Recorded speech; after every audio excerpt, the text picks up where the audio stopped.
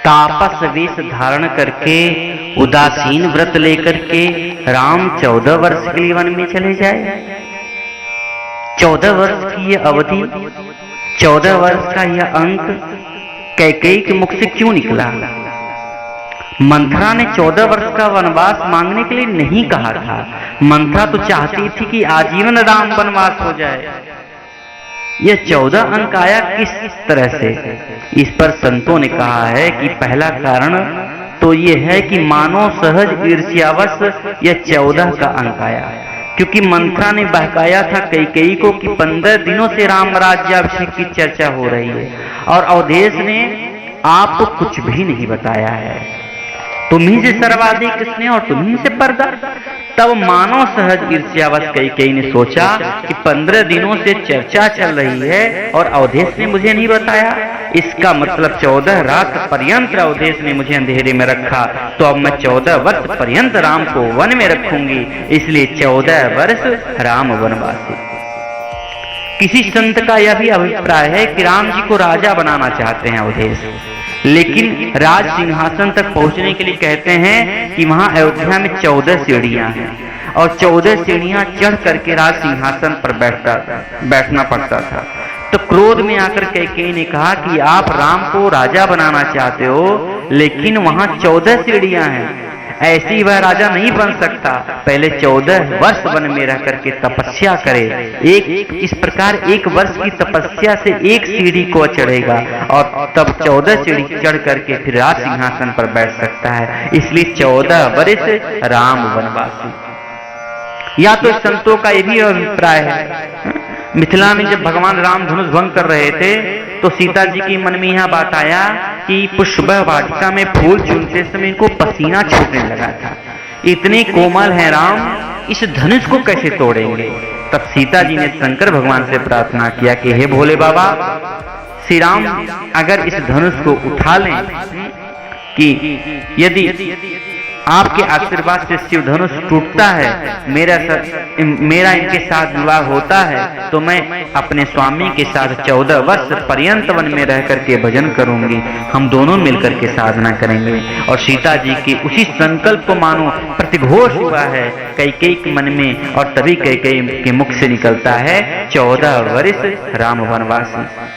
संतों का कारण यह भी बताया है कि रावण की आयु अब केवल 14 वर्ष ही शेष रह गई है, अतः रावण तथा अन्य असुरों के नाश के लिए पहले राम इन निश्चरों का नाश कर दें, फिर राम राज्य को एक पापरहित आधार प्राप्त हो जाए और तब राम अवध के राजा बने। इसलिए कैकेयी के मुख से यह अंक निकला कि 14 वर्ष राम वनवास। कई भाव मानस प्रेमी संतों के द्वारा दिए गए हैं। तापस वेश धारण करके उदासीन व्रत को लेकर के श्री राम 14 वर्ष के लिए वन में चले जाएं। यह सुनते ही अवधेश नीचे गिर पड़े, विलाप करने लगे। अवधेश को विलाप को देख करके कैकेयी ने फिर क्रोध किया, कहाँ गई रघुकुल रीति? बड़ा कह रहे थे मांगो मांगो, 2 ही तो वचन मांगे, कहाँ गई वह रघुकुल रीति वाली बात? मैंने भरत के लिए राजगद्दी मांगी और आप रोने लगे, क्यों? क्या भरत आपका बेटा नहीं है? क्या मुझे बाजार से आप मोल लाए हो? देखिए महाराज, अट्ठाहस करना, गाल फुलाना एक साथ नहीं हो सकता।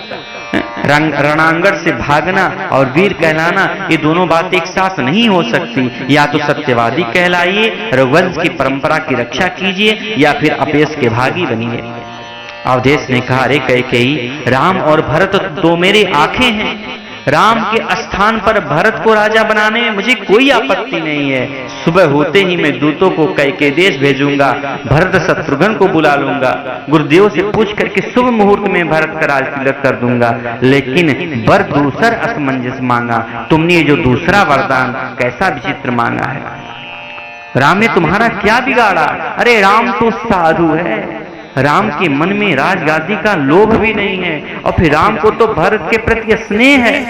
भरत राजा बनेगा यह जानकर राम बहुत प्रसन्न हो जाएंगे। ये दोष केवल मेरा है, मैं शुभकीन तो बिन पूछे, मैंने सबसे पूछा, केवल तुमसे नहीं पूछा। मैंने इसलिए नहीं पूछा क्योंकि तुम्हारे प्रति मेरा कुछ ज्यादा ही प्रेम है, कुछ ज्यादा ही विश्वास था।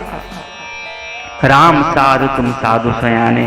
कैकेयी ने कहा हाँ हाँ, यहाँ सब साधु ही साधु हैं। राम भी साधु, आप भी साधु, राम की माँ भी साधु हैं। और इसलिए तो कह रही थी कि राम राजा बन जाएगा, सीता महारानी बन जाएंगी, वह राजमाता बन जाएंगी, लक्ष्मण को मंत्री बना दिया जाएगा, फिर मुझे मेरे बेटे को दास बनकर उसकी सेवा करनी पड़ेगी, और यदि ना करे तो कारागृह में कैद कर दिया जाएगा। अवधेश ने अपने कानों पर हाथ रख लिया।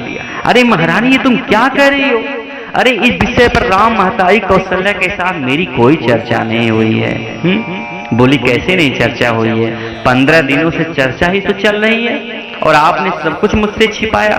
अवधेश ने कहा कैकेयी, किसी ने अवश्य तुम्हें बहकाया है। अरे ऐसी कोई बात नहीं है, कौशल्या के साथ तो इस विषय पर अभी तक कोई चर्चा ही नहीं हुई है। कैकेयी, किसने तुम्हें बहकाया है? मुझे लगता है तुम्हें बहकाने वाला इस अयोध्या का नागरिक नहीं हो सकता। जिसने सरयू का जलपान किया है उसके संस्कार इतने गिरे नहीं हो सकते, अवश्य ही वह बाहर का है। बताओ वह कौन है? कैकेयी ने कहा वह चाहे जो भी हो, लेकिन एक बात आप सुन लीजिए, मोर मरण राउर अजस। प्रातःकाल होते ही यदि राम तापस वेश धारण करके वन में नहीं जाते हैं तो मैं आत्महत्या कर लूंगी, आपको कलंक लगेगा। यह बात आप समझ लीजिए। यह कहकर कैकेयी वहां से उठकर के चली गई, ऐसे ही जैसे क्रोध की नदी में बाढ़ आ गया हो। महाराज आज अवधेश राजा दशरथ व्याधि को असाध्य समझ करके विलाप करने लगे। कौने अवसर का अभय हूं, गयो नारे विश्वास। जिस प्रकार ठीक योग की सिद्धि के समय ही किसी योगी का पतन हो जाए और ओठों तक आया हुआ अमृत का प्याला उसे छूट जाए तो उस योगी की क्या दशा होगी? यही दशा अवधेश की हुई है। दाम्पत्य टिका होता है मेरे प्यारे परस्पर विश्वास पर, और जहां विश्वास है वहां प्रेम रह सकता है, क्योंकि प्रेम के बाप का नाम है विश्वास। क्या विश्वास था? लेकिन आज सबके उर अभिलाष वश कहूं मनाई महेश।